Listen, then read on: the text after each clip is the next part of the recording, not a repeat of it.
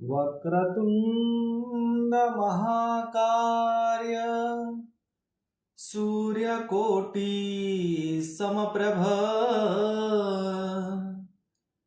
निर्विघ्नं कुरु मे देव सर्वकार्येषु सर्वदा कर्पूरगौरं करुणावतारम् संसारसारं भुजगेन्द्रहारम् सदा वसन्तं हृदयारविन्दे भवं भवानी सहितं नमामि नीलाम्भुजश्यामलकोमलांगं सीतासमारो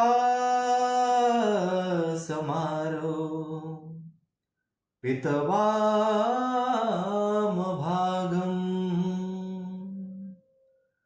पानो महासाय विचारुचापम्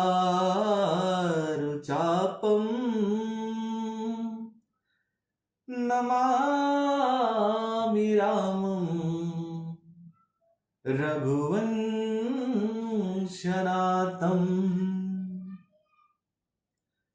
शान्ताकारं भुजगशयनं पद्मनाभं सुरेशं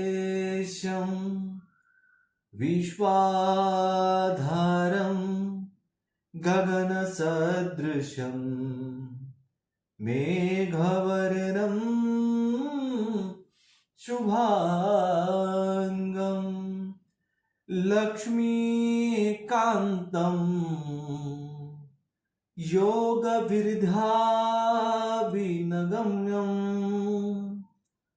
वन्दे विष्णुं भवभयहरं सर्वलोकैकनाथं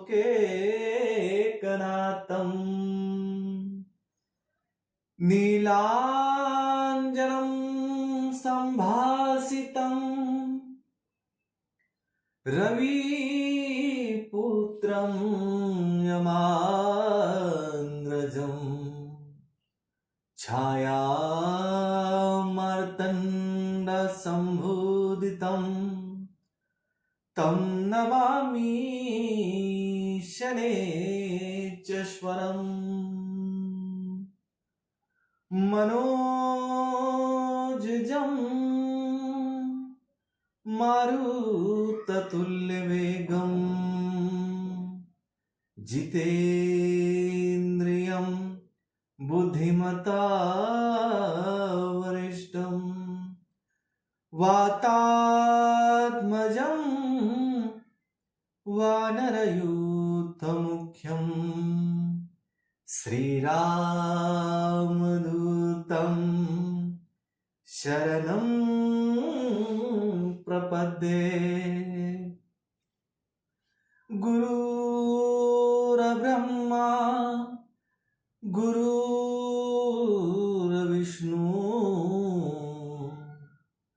गुरुर्देवो महेश्वरा गुरुर्साक्षात् परब्रह्म तस्मै श्री गुरवे नमः। सर्वे भवन्तु सुखिनः सर्वे सन्तु निरामया सर्वे भद्राणि पश्यन्ति मा कश्चित् दुःखभाग् भूयात्। ॐ शांति शांति शांति। राधे राधे राधे राधे राधे राधे बोल।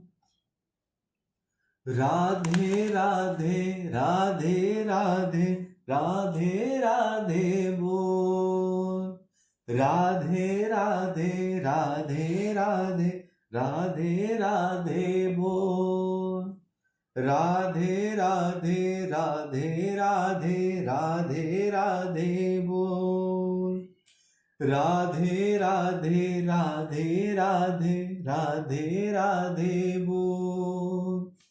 राधे राधे राधे राधे राधे राधे बोल। जय श्री कृष्णा जय श्री कृष्णा जय श्री कृष्णा जय श्री कृष्णा जय श्री कृष्णा जय श्री कृष्णा जय श्री कृष्णा जय श्री कृष्णा जय श्री कृष्णा जय श्री कृष्णा जय श्री कृष्णा जय श्री कृष्णा। राधे राधे राधे राधे राधे राधे बोल। राधे राधे राधे राधे राधे राधे बोल। राधे राधे राधे राधे राधे राधे बोल। राधे राधे बोल।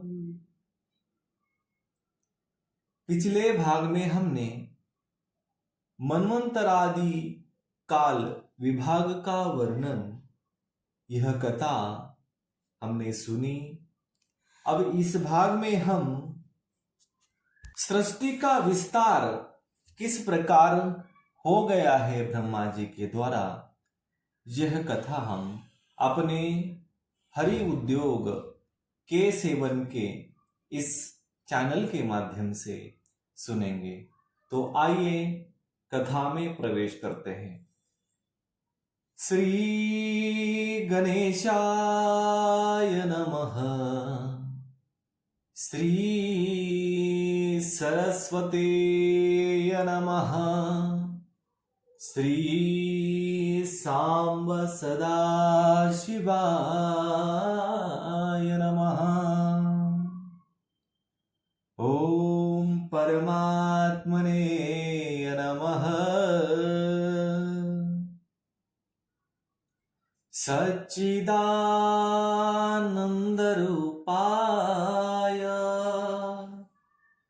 विश्व उत्पत्त्यादि हेतवे तापत्रय विनाशाय श्री कृष्णाय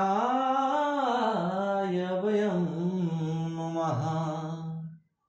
यं प्रव्रजन्तमनुपेतं पेतकृत्यं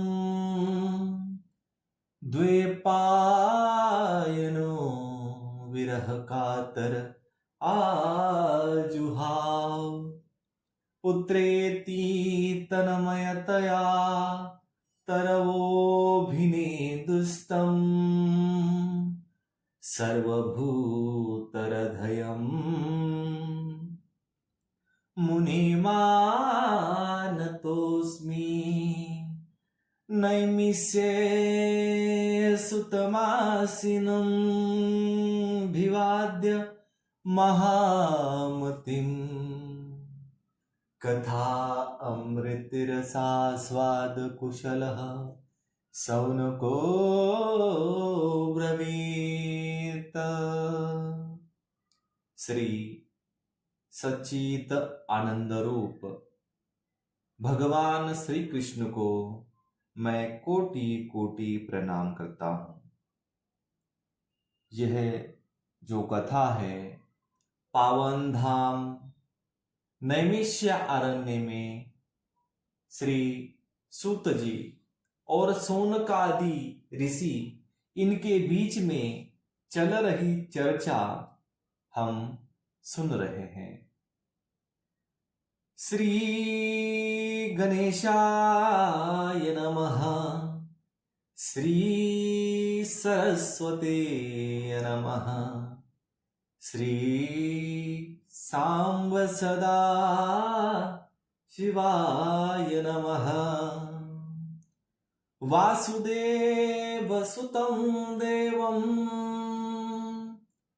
कंसचाणूरमर्दनं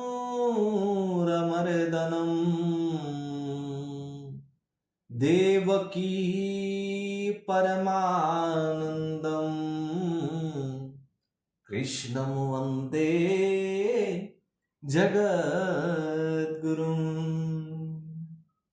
श्री मैत्रेय जी ने कहा, विदुर जी, यहां तक मैंने आपको भगवान की काल रूप महिमा सुनाई। अब जिस प्रकार ब्रह्मा जी ने जगत की रचना की वह सुनिए। सबसे पहले उन्होंने अज्ञान की 5 वृत्तियां, तम, अविद्या, मोह, अस्मिता, महामोह, राग, महामोह, राग, तामस्त्री, द्वेष और अंध तामस्त्री अभिनिवेश रची। किंतु इस अत्यंत पापमयी सृष्टि को देखकर उन्हें प्रसन्नता नहीं हुई। तब उन्होंने अपने मन को भगवान के ध्यान से पवित्र कर उससे दूसरी सृष्टि रची। इस बार ब्रह्मा जी ने सनक, सनंदन, सनातन और सनत कुमार, ये 4 निवृत्ति परायण ऊर्ध्वरेता मुनि उत्पन्न किए। अपनी इन पुत्रों से ब्रह्मा जी ने कहा, पुत्रों, तुम लोग सृष्टि को उत्पन्न करो। किंतु वे जन्म से ही मोक्ष मार्ग, निवृत्ति मार्ग का अनुसरण करने वाले और भगवान के ध्यान में तत्पर थे, इसलिए उन्होंने ऐसा करना नहीं चाहा। जब ब्रह्मा जी ने देखा कि मेरे पुत्र मेरी आज्ञा न मानकर ये मेरे पुत्र मेरा तिरस्कार कर रहे हैं, तब उन्हें असह्य क्रोध हुआ। उन्होंने उसे रोकने का प्रयत्न किया, किंतु बुद्धि द्वारा उनके बहुत रोकने पर भी वह क्रोध तत्काल प्रजापति के बाहों के बीच में से एक नील लोहित, नीले और लाल रंग के बालक के रूप में प्रकट हो गया।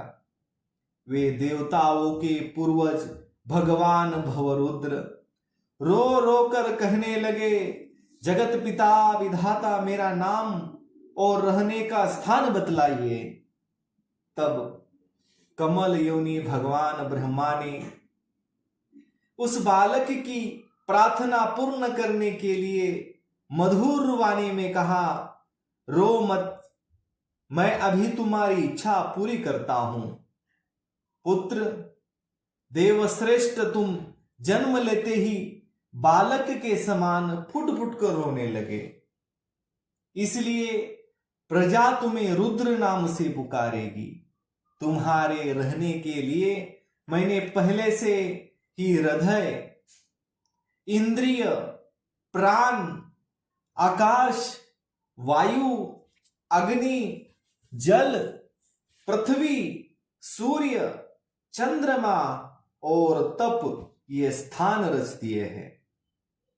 तुम्हारे नाम मनु, महिनस, महान, शिव, ऋतुध्वज, उग्ररेता, भव, काल, वामदेव और ध्रुव व्रत होंगे तथा धी, वृत्ति, उष्णा, उमा, नियुक्त सर्पी, इला, अंबिका, इरावती, सुधा और दीक्षा, ये 11 रुद्रानियां तुम्हारी पत्नियां होगी।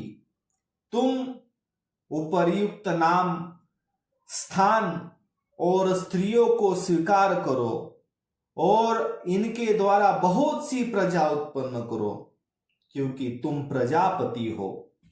लोक पिता ब्रह्मा जी से ऐसी आज्ञा पाकर भगवान नीलोहित बल आकार व स्वभाव में अपने ही जैसे प्रजा उत्पन्न करने लगे। भगवान रुद्र के द्वारा उत्पन्न हुए उन रुद्रों को असंख्य युद्ध बनाकर सारे संसार को भक्षण करते देख ब्रह्मा जी को बड़ी शंका हुई।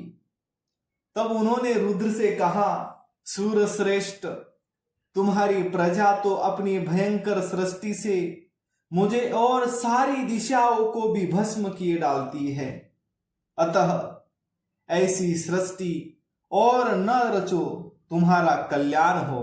अब तुम समस्त प्राणियों को सुख देने के लिए तप करो, फिर उस तप के प्रभाव से ही तुम पूर्ववत इस संसार की रचना करना।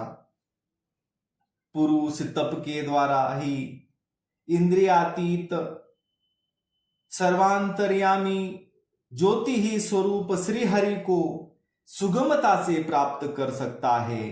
मैत्रेय जी कहते हैं, जब ब्रह्मा जी ने ऐसी आज्ञा दी तब रुद्र ने बहुत अच्छा कहकर उसे शिरोधार्य किया, क्योंकि वो भगवान भोलेनाथ वही चाहते थे।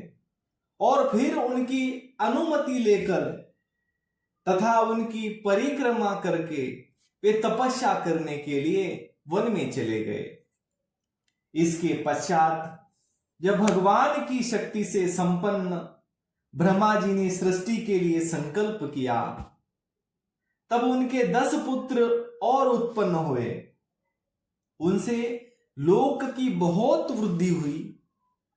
उनके नाम मरीचि, अत्रि, अंगिरा, पुलत्स्य, पुलह, कृत, भृगु, वशिष्ठ, दक्ष और 10वें नारद थे।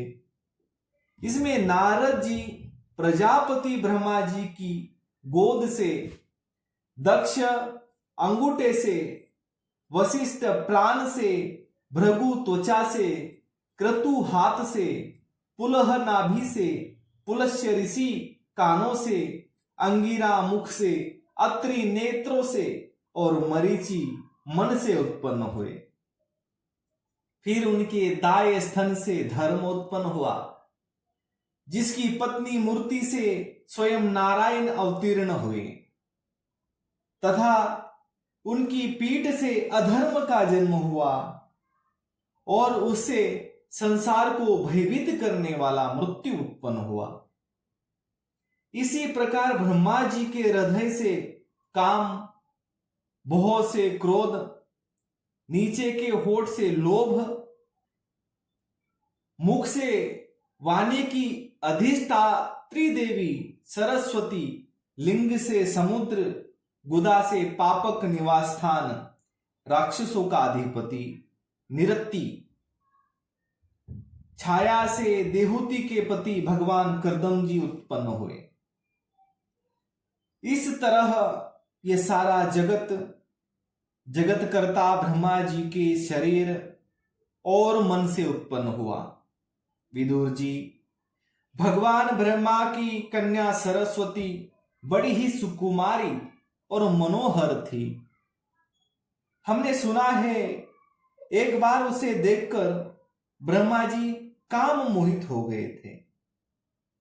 यद्यपि वह स्वयं वासनाहीन थी, उन्हें ऐसा अधर्ममय संकल्प करते देख उनके पुत्र मरीचि आदि ऋषियों ने उन्हें विश्वास पूर्वक समझाया, पिताजी आप समर्थ है, फिर भी आपने मन से उत्पन्न हुए काम के वेग को न रोककर पुत्री गमन जैसा दुस्तर पाप करने का संकल्प कर रहे हैं। ऐसा तो आपसे पूर्ववर्ती किसी ब्रह्मा ने नहीं किया और न आगे ही कोई करेगा। जगत गुरु, आप जैसे तेजस्वी पुरुषों को भी ऐसा काम शोभा नहीं देता, क्योंकि आप लोगों के आचरणों का अनुसरण करने से ही तो संसार का कल्याण होता है। जिन श्री भगवान ने अपने स्वरूप में स्थित इस जगत को अपने ही तेज से प्रकट किया है, उन्हें नमस्कार है। इस समय वे ही धर्म की रक्षा कर सकते हैं। अपने पुत्र मरीचि आदि प्रजापतियों को अपने सामने इस प्रकार कहते देख प्रजापतियों के पति ब्रह्मा जी बड़े लज्जित हुए और उन्होंने उस शरीर को उसी समय छोड़ दिया। तब उस घोर शरीर को दिशाओं ने ले लिया। वह कोहरा हुआ जिसे अंधकार कहते हैं। एक बार ब्रह्मा जी यह सोच रहे थे कि मैं पहले ही तरह सुव्यवस्थित रूप से सब लोकों की रचना किस प्रकार करूं। इस समय उनके 4 मुखों से 4 वेद प्रकट हुए। इनके सिवा उपवेद, न्याय शास्त्र, होता, उदगाता, अधर्व्यू और ब्रह्मा, इन 4 ऋतिजों के कर्म, यज्ञों का विस्तार, धर्म के 4 चरण और चारों आश्रम तथा उनकी वृत्तियां, ये सब भी ब्रह्मा जी के मुख से ही उत्पन्न हुए। विदुर जी ने पूछा, तपोधन, विश्व रचयिताओं के स्वामी श्री ब्रह्मा जी ने जब अपने मुख से इन वेदों को रचा तो उन्होंने अपने किस मुख से कौन वस्तु उत्पन्न की, यह आप कृपा करके मुझे बतलाइए। श्री मैत्रेय जी ने कहा, विदुर जी, ब्रह्मा ने अपने पूर्व, दक्षिण, पश्चिम और उत्तर के मुख से क्रमशः ऋक, यजु, साम और अथर्व वेदों को रचा। इन चारों की रचना की। इस प्रकार आयुर्वेद, चिकित्सा शास्त्र, धनुर्वेद, शास्त्र विद्या, गंधर्व वेद, संगीत शास्त्र और स्थापत्य वेद, शिल्प विद्या, इन चारों उपवेदों को भी क्रमशः उन पूर्वादि मुखों से ही उत्पन्न किया। फिर सर्वदर्शी भगवान ब्रह्मा ने अपने चारों मुखों से इतिहास, पुराण रूप 5वां वेद बनाया। इसी क्रम से षोडशी और उक्त, चयन और अग्निष्टोम तथा वाजपेय और गोसव, ये 2 याग भी उनके पूर्वादि मुखों से ही उत्पन्न हुए। विद्या, दान, तप और सत्य, ये धर्म के 4 पाद और वृत्तियों के सहित 4 आश्रम भी इसी क्रम से प्रकट हुए। सावित्र, प्राजापत्य, ब्रह्मा और बृहत, ये 4 वृत्तियां ब्रह्मचारी की है तथा वार्ता, संचय, शालीन और शीलोच्छ, ये 4 वृत्तियां गृहस्थी की हैं। इसी प्रकार वृत्ति भेद से वैखानस, वालखिल्य, औदुंबर और फेनम, ये 4 भेद वानप्रस्थान के तथा कुटीचक, बहुदक, हंस और निष्क्रिय परमहंस, ये 4 भेद सन्यासियों के हैं। इसी क्रम से अन्वीक्षिकी, त्रयीवार्ता और दंडनीति, ये 4 विद्याएं तथा 4 व्याहतियां भी ब्रह्मा जी के 4 मुख से ही उत्पन्न हुई तथा उनके हृदय काश से ओमकार प्रकट हुआ। उनके रोमों से, तत्वचा से गायत्री, मास से त्रिष्टु त्रिष्टुप, स्नायु से अनुष्टुप, अस्थियों से जगति, मज्जा से पंक्ति और प्राणों से बृहति छंद उत्पन्न हुए। ऐसे ही उनका जीव स्पर्श वर्ण, कवर्गीत पंचवर्ग और देह स्वर वर्ण आकार आदि कहलाया। उनकी इंद्रियों को ऊष्म वर्ण श, श, स, ह और बाल को अनंत हस्थ य, र, ल, व कहते हैं तथा उनकी क्रीड़ा से निषाद, ऋषभ, गांधार, षडज, मध्यम, धैवत और पंचम ये 7 स्वर हुए। हे तात, ब्रह्मा जी शब्द ब्रह्म स्वरूप है। वे वैखरी रूप से व्यक्त और ओंकार रूप से अव्यक्त है तथा उनसे परे जो सर्वत्र परिपूर्ण पर ब्रह्म है वही अनेकों प्रकार की शक्तियों से विकसित होकर इंद्रियादि रूपों में भास रहा है। विदुर जी, ब्रह्मा जी ने पहला कामासक्त शरीर जिसे कुहरा बना था छोड़ने के बाद दूसरा शरीर धारण करके विश्व विस्तार का विचार किया। वे देख चुके थे कि मरीचि आदि महान शक्तिशाली ऋषियों से भी सृष्टि का विस्तार अधिक नहीं हुआ। अतः वे मन ही मन पुनः चिंतन करने लगे।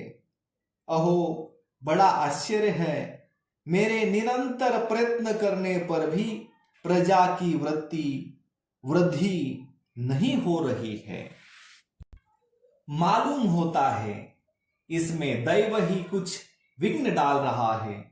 जिस समय यथोचित क्रिया करने वाले श्री ब्रह्मा जी इस प्रकार दैव के विषय में विचार कर रहे थे, उसी समय अकस्मात उनके शरीर के 2 भाग हो गए।